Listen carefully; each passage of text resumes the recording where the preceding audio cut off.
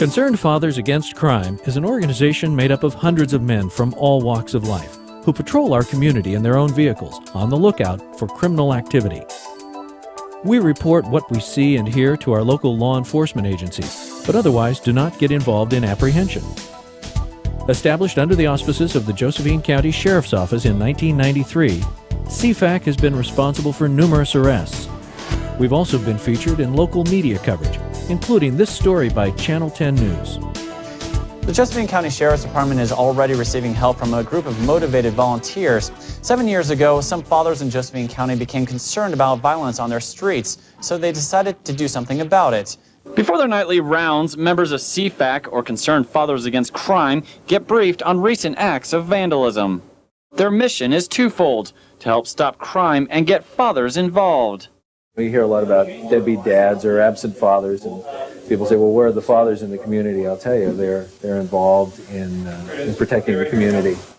Armed with just their eyes, a cell phone, and self-determination, CFAC members head out into the night, not looking for trouble, but looking for anything suspicious to help prevent trouble. We're not a law enforcement agency. We don't replace law enforcement. We're not a watchdog agency. We're merely the eyes and ears of law enforcement. Yeah, we're not a vigilante organization. We're looking for guys that are level-headed, guys who can get into a stressful situation and think their way through it. In pairs, they drive around schools, businesses, and parks looking for anything unusual. I've been involved in 2 arrests and 1 near arrest. One of the things that happens with the members of CFAC, we get some training to look for things differently than you might otherwise. We like to think that a certain amount of criminal activity doesn't take place because there's an awareness that somebody's watching, and that's CFAC. We're out there, we're not in marked cars, you can't tell who we are, but we're watching. CFAC's reputation extends beyond the borders of Josephine County. Sheriff Dave Daniel offered proof of that at a recent CFAC event. In February, we had auditors from Washington, D.C. Department of Justice come in and audit our COPS program. They want to make sure that we have these officers out doing their community-oriented policing duties and make sure that we're abiding by the terms of the COPS grant. During our conversation with these auditors, we told them about the CFAC program. And they were extremely interested. I mean, a lot of communities have neighborhood watches. A lot of communities have DARE programs and things like that. But it was the first time that these auditors, and they travel all over the United States auditing these programs, have heard of the CFAC program.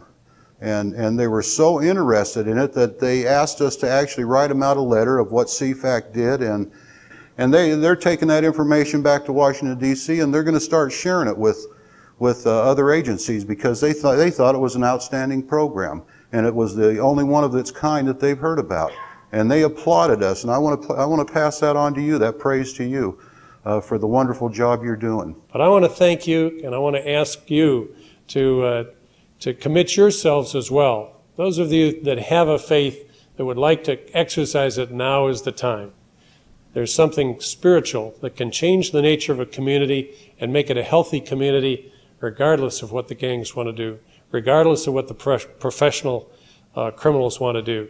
You and I can make a difference in this community.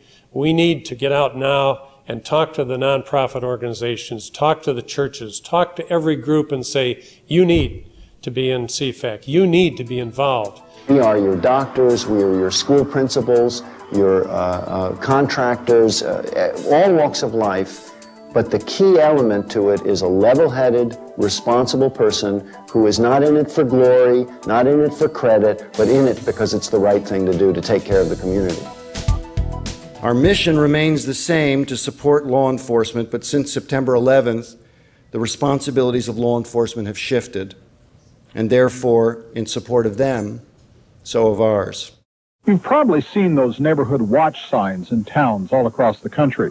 In Josephine County, a group of men calling themselves Concerned Fathers Against Crime has been conducting rolling neighborhood watches at Grants Pass and rural neighborhoods for about the last 7 years now. It's based on the idea that if a lot of men in the community will give up a little bit of time each, you can make a tremendous difference in not only keeping crime from getting a foothold, but also keeping the bad guys out because they think it's more trouble than it's worth. Josephine County Sheriff Dave Daniel and Grants Pass Public Safety Director Ron Schwartz say they're glad to have CFAC's help.